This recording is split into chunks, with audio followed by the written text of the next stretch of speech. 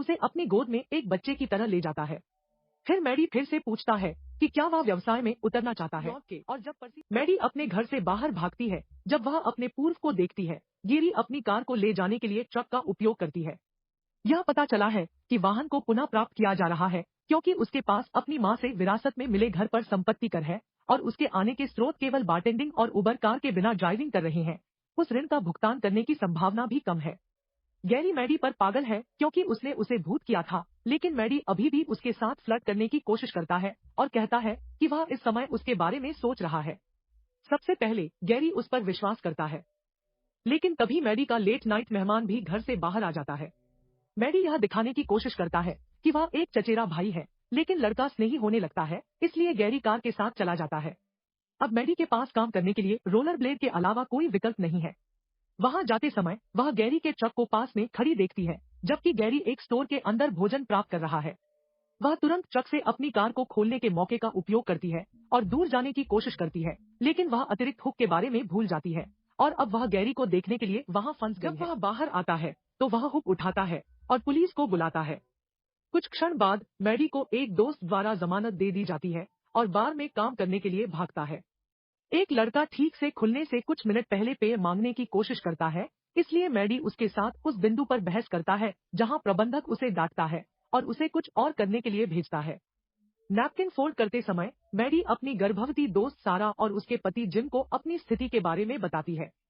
उस समय सारा को 2 हेलीकॉप्टर माता पिता के बाद एक असामान्य क्रेगलिस्ट मिलता है। अपने अंतर्मुखी 19 वर्षीय बेटे को पूरी गर्मियों के लिए डेट करने के लिए अपने शुरुआती 20 के दशक में एक महिला की तलाश में और भुगतान एक ड्यूक रीगल कार के रूप में होगा, मैडी आवेदन करने का फैसला करती है, भले ही वह बड़ी हो।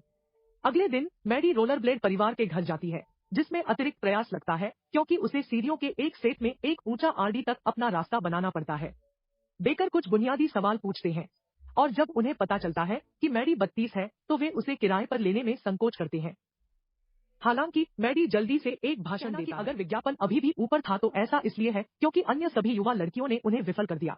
तो उन्हें किसी ऐसे व्यक्ति की आवश्यकता है जो पर्याप्त परिपक्व हो, जो उनके बेटे को डेटिंग में अनुभव प्राप्त करने में मदद करेगा और उसे एक उचित आदमी बनने के लिए मार्गदर्शन करेगा।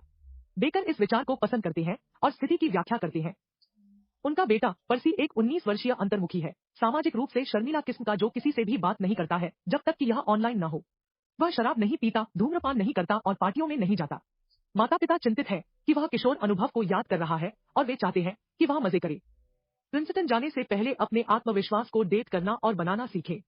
मैडी को नौकरी मिल जाती है, लेकिन उसके जाने से पहले माता पिता उसे बताते हैं कि पर्सी को सच्चाई नहीं पता होनी चाहिए। उसे अपने बारे में बेहतर महसूस करने के लिए इसे स्वाभाविक रखना चाहिए। जिम की पुरानी वैन उधार लेने के बाद मैडी एक मोहक पोशाक पहनती है और पशु आश्रय पर्सी स्वयंसेवकों में दिखाई देती है, जहां उसने विशेष रूप से उसकी मदद मांगी, जबकि वह नाटक करती है कि वह एक कुत्ते को गोद लेना चाहती है। पर्सी उसे मिलो नाम का एक कुत्ता दिखाता है, जबकि मैडी छेड़खानी और फैक्टा समाप्त हो जाते हैं, कोई फायदा नहीं होता है। फिर वे अपना आवेदन भरने के लिए कार्यालय जाते हैं और मैडी को छेड़खानी जारी रखने के लिए डेस्क पर एक छोटा सा सोफे खींचना पड़ता है, लेकिन सोफे बहुत कम है और वह एक अच्छा प्रभाव पैदा नहीं करती है। वह छेड़खानी करती रहती है, जबकि पर्सी उससे सवाल पूछता है, जिससे वह असहज हो जाता है। वह साक्षात्कार को जल्दी से समाप्त करने का फैसला करता है, लेकिन मैडी को उससे बात करने के लिए एक बहाना चाहिए और उसे घर की सवारी की पेशकश करता है क्योंकि वह उसका पता जानती है। जब पर्सी सोचता है कि वह यह कैसे जानता है, तो मैडी यह कहकर अपनी गलती को बचाता है कि यह उसकी पीठ पर है। उस क्षण पर्सी का सहकर्मी क्रिस्पिन यह देखने के लिए आता है कि क्या हो रहा है और पर्सी यह कहने का मौका लेता है कि वह जल्दी जा रहा है। मैडी बाहर उसका पीछा करता है और उसे अपनी साइकिल पकड़ते हुए पाता है, इसलिए वह उसे फिर से सवारी देने की पेशकश करती है और यह साबित करने के लिए साइकिल को वैन के पीछे रखती है कि वह मना नहीं कर सकता है।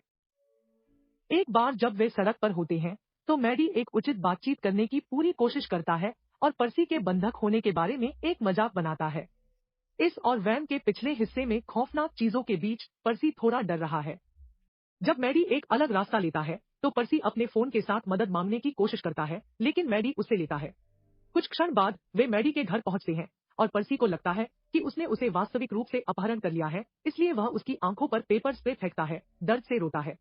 मैडी ने समझाया कि उसे लगता है कि वह वास्तव में गर्म है और वह पहले उसके साथ स्कोर करने की कोशिश कर रही थी।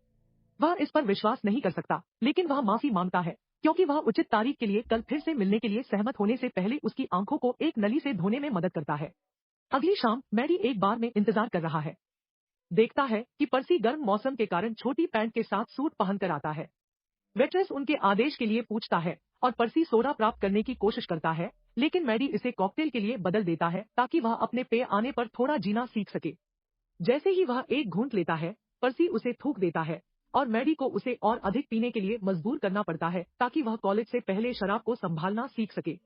वह फिर से बातचीत जारी रखने की कोशिश करती है, लेकिन पर्सी हमेशा शर्मीली और अजीब होती है। अचानक वे मैडी के निर्यात में से एक से निर्बाध है, जो अब शादी होने की डींग हाँकता है। वह मैडी का मजाक उड़ाता है कि वह उसे धोखा दे रहा है। हालांकि मैडी उसे कुछ अच्छे जलने के साथ अपमानित करता है जब तक कि वह छोड़ नहीं देता। बाद में मैडी और पर्सी समुद्र तट पर टहलने जाते हैं। मैडी पर्सी को उसके साथ पतला होने के लिए कहता है, लेकिन पर्सी मना कर देता है और उसे विचलित करने के लिए एक बहस शुरू होती है। मैडी धीरे धीरे कपड़े उतारना शुरू कर देती है ताकि वह पानी में कूदने से पहले उसे एक अच्छी नजर दे, पीछे नहीं रहना चाहती। पर्सी जल्द ही उसके साथ जुड़ जाता है और मैडी उसे मूड में लाने की कोशिश करने के लिए अपनी बाहों को उसके चारों ओर लपेटता है। अचानक नशे में धुत किशोरों का एक समूह समुद्र तट पर दिखाई देता है और उनके कपड़े चुराने से पहले उनका मजाक उड़ाता है। मैडी उन पर चिल्लाती है और जब किशोर नहीं सुनते हैं तो वह उनके चेहरे पर रेत फेंकने के लिए नग्न पानी से बाहर आती है और उन्हें पीटना शुरू कर देती है। किशोर खुद का बचाव करते हैं और मैडी को उसके नाजुक क्षेत्र में लात मारी जाती है, लेकिन वह जल्दी से ठीक हो जाती है और शरीर एक लड़के को मारता है, जिससे समूह को छोड़ने के लिए डर लगता है। फिर मैडी पर्सी के पास वापस जाता है, लेकिन वह मैडी के हिंसा के उपयोग को अस्वीकार करता है, जो मैडी को नाराज करता है, जैसा कि वह बताती है दक्षिण कि यह आत्मरक्षा थी और पर्सी को सीखने की जरूरत है कि खुद के लिए कैसे खड़ा होना है। वह उसके साथ व्यस्त होने की भी कोशिश करती है, लेकिन पर्सी बताती है कि वह अजनबियों के साथ ऐसा नहीं कर सकता। उसे पहले एक कनेक्शन की जरूरत है, खासकर पहली बार के लिए। नाराज और निराश मैडी पानी छोड़ देता है और कार में आने से पहले कपड़े पहनता है, पर्सी की चीजों को अपने साथ और नग्न लाता है।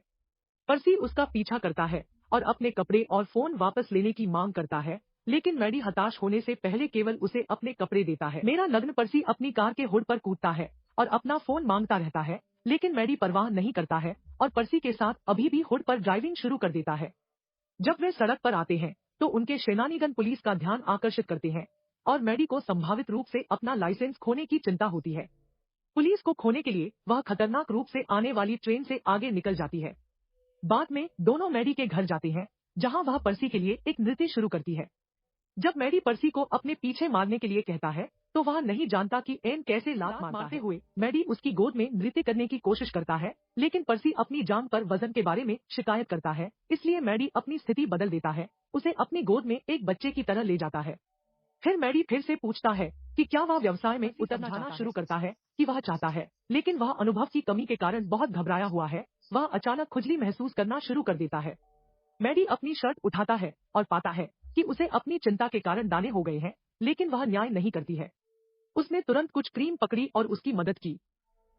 आराम महसूस करते हुए पर्सी इस बारे में खोलता है कि वह सामाजिक रूप से अजीब होने को कैसे नापसंद करता है, क्योंकि उसने कभी दोस्त नहीं बनाए हैं जब तक कि यह ऑनलाइन या उसकी पूर्व नानी न हो।